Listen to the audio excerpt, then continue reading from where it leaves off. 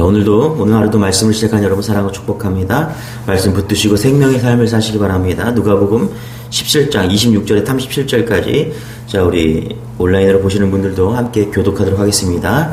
노아의 때에 된 것과 같이 인자의 때도 그러하리라.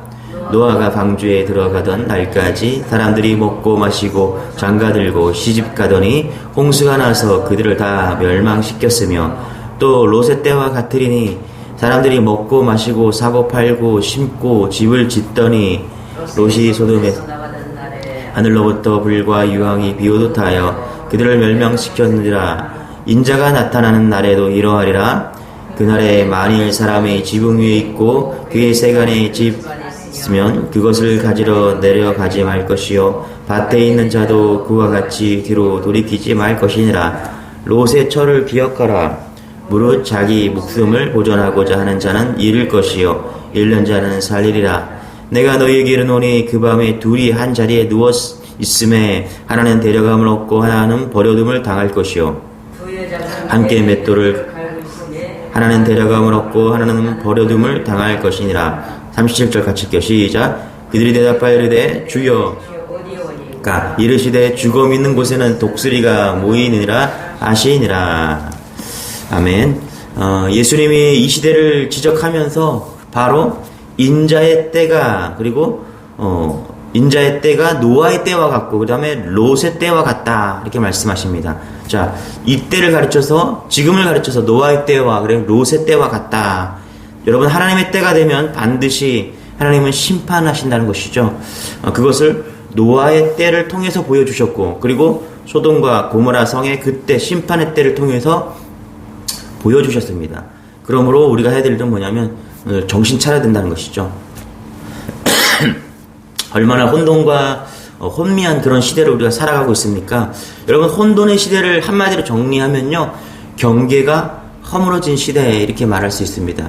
경계가 허물어진 시대. 그러니까 믿는 자나 믿지 않는 자나 경계가 모호해진 시대. 이것을 혼미한 시대 이렇게 얘기합니다. 자, 예수 믿는 것 다르다는 것이죠. 성도를 히브리어로 카도시, 헬라어로 하기우스 이렇게 다 말하는데 이게 뭐냐면 성도를 갖다 구별된 자 이렇게 얘기합니다. 그래서 성도의 능력은 어디 있냐? 다름에 있다라는 것이 다른 거. 많은 사람들은 외적으로 외로움을 당하는 것을 위기라 이렇게 얘기합니다. 경제가 외적으로 어려우면 위기다. 정치가 어려우면 위기다. 안보가 위험하면은 안보 위기다 이렇게 이야기하는데 성경에서 말하는 위기란 세상과 구별이 없어졌을 때 경계선이 모호해지고 믿는 사람과 믿지 않는 사람들의 그 경계선이 허물어져서 모호해진 상태 이것을 위기다 이렇게 성경은 말하고 있습니다. 여러분 하나님은 성도들이 세상과 구별이 없어졌을 때 그를 그냥 내버려 두지 않습니다. 심판을 하시든지 고난을 주셔서 다르게 만드십니다. 분리한다라는 거예요.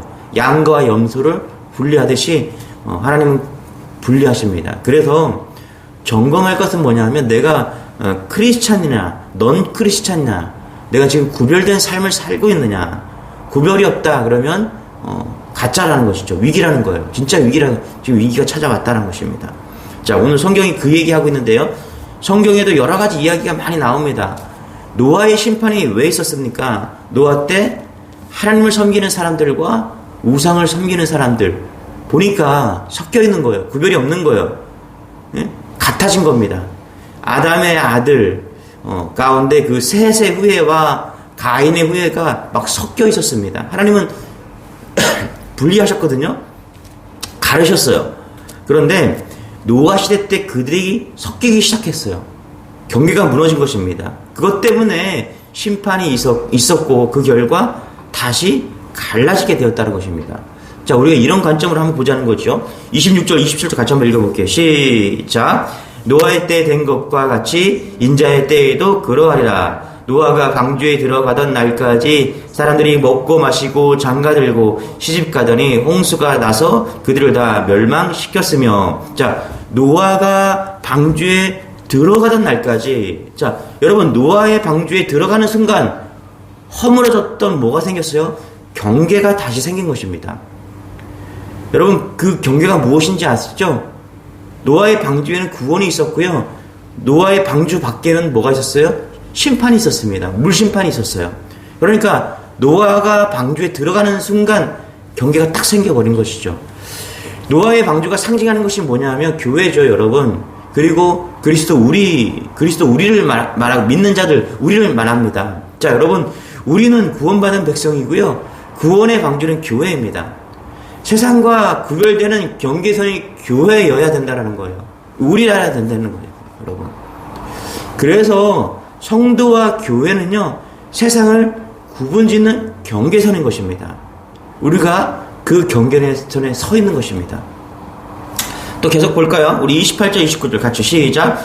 또 롯의 때와 같으리니 사람들이 먹고 마시고 사고 팔고 심고 집을 짓더니 롯이 소돔에서 나가서 하늘로부터 불과 유황이 비오는 듯하여 그들을 멸망시켰느니라. 자, 여기에서도 경계가 있습니다. 그게 경계가 뭐예요?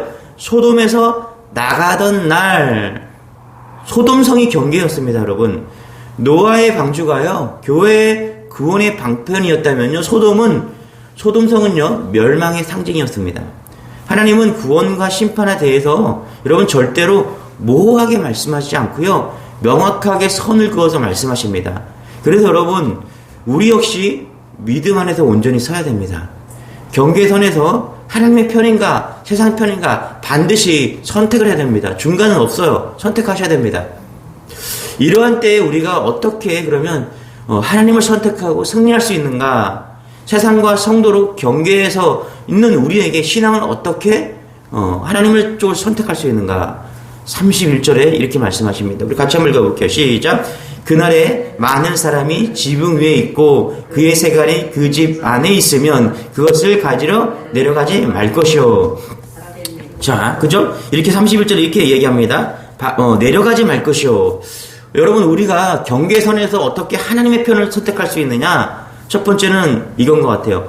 내려가지 말고 올라가는 신앙이 무장되어야 된다. 여기 보니까 뭐라 그래요? 그날에 지붕에 있고 그의 세간이 그 집 안에 있으면 그것을 가지러 내려가지 마라. 여러분, 유대민족은 하나님 제일주의로 살아요. 그래서 그런 민족이기 때문에 하나님 앞에 기도하러 지붕 위에 자주 올라가는 그런 사람들입니다. 그러니까 우리나라는 이렇게 지붕이 이렇게 비가 내리면 이렇게 훑어내리게 되어 있는데, 그들의 유대 나라 땅의 지붕은 어떻게 평탄이죠. 그래서 지붕 위에 올라가서 기도하고 그런다는 것이죠. 여러분, 여기서 주는 교훈이 뭐예요? 인자의 때에 그때가 올 때인데 세간을 가지러 내려가지 말고 지붕 위에 있으라. 그러니까 세간이 뭐예요? 집안 살림이잖아요. 집안 살림에 쓰는 그 물건들로 내려가지 말라, 가지러 내려가지 말라. 육신에 누릴 수 있는 모든 조건들을 이야기하는 것이죠. 여러분, 종말이 올 때에 밑에 있는 것에 신경 쓰지 말고 지붕 위에 올라가서 뭐라고 기도하라고 지금 이야기하고 있는 거예요. 하나님 바라보고 있으라는 거예요. 세상 것에 집착하지 말고 그것을 버리고 기도함으로 올라가는 믿음을 가지라. 지금 이 얘기하고 있다는 것입니다. 여러분, 날마다 올라가는 신앙을 가지는 여러분 되시길 바랍니다. 여러분, 성경에 보면요, 예수님께서 예루살렘으로 올라가신다, 이렇게 많이 기록하고 있습니다. 여러분 잘 읽어보세요. 예수님이 주된 활동 무대가 갈릴리나, 그죠? 가버나움이었어요. 그런데 이 갈릴리나 가버나움은요, 지정학적으로 예루살렘보다 위쪽에 있었어요. 북쪽에 있었어요. 한참 북쪽에 있었습니다. 그러니까 예루살렘이 아래에 있었던 것이죠. 그런데 예수님은 갈릴리에서, 그리고 가버나움에서 예루살렘으로 예배하러 가실 때, 절기가 되면은 예배하러 가실 때 뭐라고 기록하고 있어요? 예루살렘으로 올라가신다, 이렇게 기록하고 있습니다. 지정학적으로 예루살렘이 아래에 있다라니까요. 그러면 예수님께서 대전으로 내려가신다, 예수님께서 부산으로 내려가신다, 이렇게 써야 하지 맞잖아요. 그런데 예루살렘으로 올라가신다라고 기록하고 있어요. 여러분, 영적으로 신앙이 올라가는 것을 상징하고 있는 것이죠. 바라보고 있는 거예요.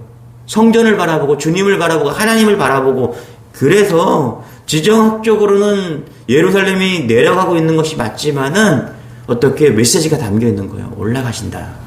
여러분 성경에 보면 올라가는 신앙이 아니라 내려가는 것 때문에 실패한 사람들이 많이 나옵니다. 예를 들어서 창세기 12장 10절에 보면은 아브라함이 살던 땅에 기근이 있었어요. 그래서 애굽에 우거하기 위해서 내려간다라고 이야기를 합니다. 그때 어떻게 돼요? 큰 실패를 당합니다. 내려가다가 자기 아내 사라가 예쁘니까 바로가 그를 죽이고 그의 아내를 빼앗을까봐 자기 아내를 누이라고 속이고 그리고 큰 봉변을 당하는 그런 사건이 일어납니다. 그때도 어떻게 해요? 기근이 와서 버텨야죠. 버텨야 되는데 버티지 못하고 기근이 와서 애굽으로 내려가다가 그런 일을 당하는 것입니다. 또 룻기도 그렇죠. 룻기도 1장 1절에 보면 나오미도 마찬가지입니다, 여러분. 그녀가 살던 이 베들레헴에 흉년이 들었어요. 이방 땅 모압으로 내려가기 시작합니다. 결국은 내려갔다가 어떻게 돼요? 두 아들마저 다 잃어버리고 결국에는 내려갔다가 실패한 그런 인생이 되잖아요. 결국은 그것을 포기하고 올라오는 그런 모습이 있었다는 것입니다. 여러분, 영적으로 신앙이 올라가기를 축원합니다. 올라가는 신앙이란 어떤 신앙이에요? 기도하는 신앙입니다. 하나님께 매달리는 신앙입니다. 성전으로 올라가는 신앙입니다. 우리는 아무리 여러분 세상의 쾌락이 좋은 것 같아도요, 예수님보다 기도보다 말씀보다 천국보다 더 좋은 것은 없습니다.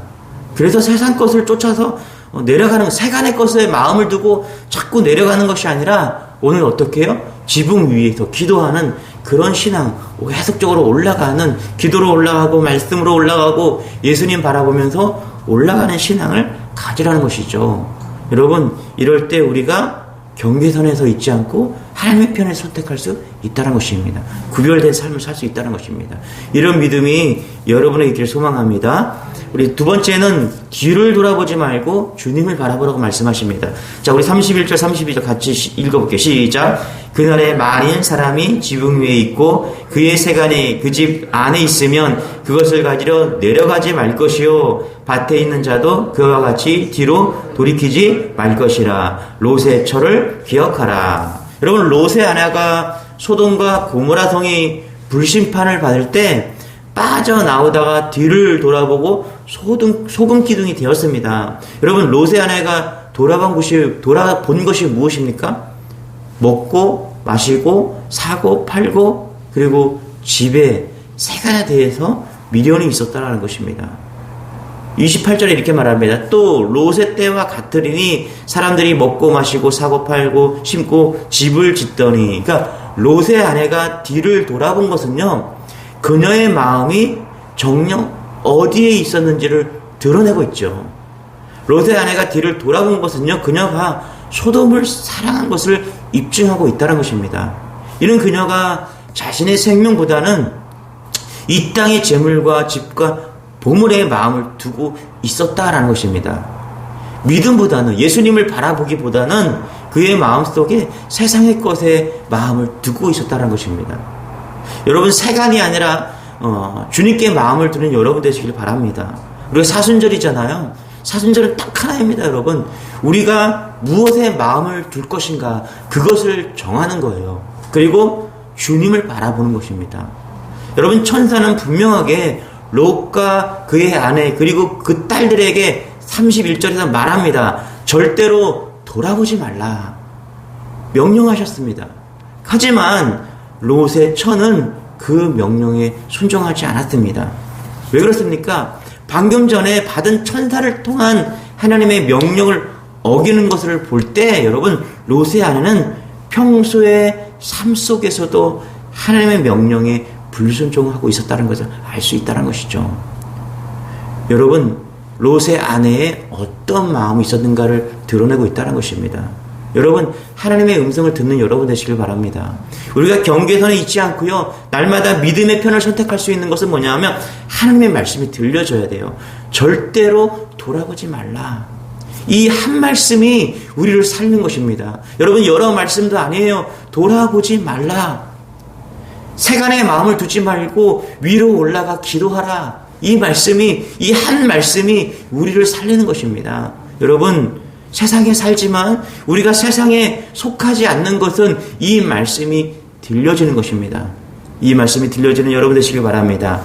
출애굽기 14장 10절에 보면요, 이스라엘 백성들이 출애굽해서 홍해에 이르렀을 때 뒤에서 애굽의 바로 군대가 막 추격해오자 애굽을 그리워하면서 왜 우리를 이끌어내 이 광야에서 죽게 만들었느냐 그러면서 모세를 막 원망을 합니다. 여러분, 하나님은요, 우리가 뒤를 돌아보는 것을 원하지 않습니다. 뒤로 물러가는 것을 기뻐하지 않습니다. 과거의 나의 모습으로 돌아가는 것을 원치 않습니다. 하나님은요, 오늘도 주님을 바라보라고 말씀하십니다. 정확한 표대를 바라보라고 말씀하고 있다는 것입니다. 그럴 때 우리가 구별된 삶을 살 수 있다라고 말을 하고 있다라는 것입니다. 여러분, 세상을 바라보는 것이 아니라 주님을 바라보는 여러분 되시길 바랍니다. 그것이 놀랍게 우리를 견인해 갈 것입니다. 여러분, 그래요. 사람은 무엇을 바라보느냐에 따라서 그렇게 변해갑니다.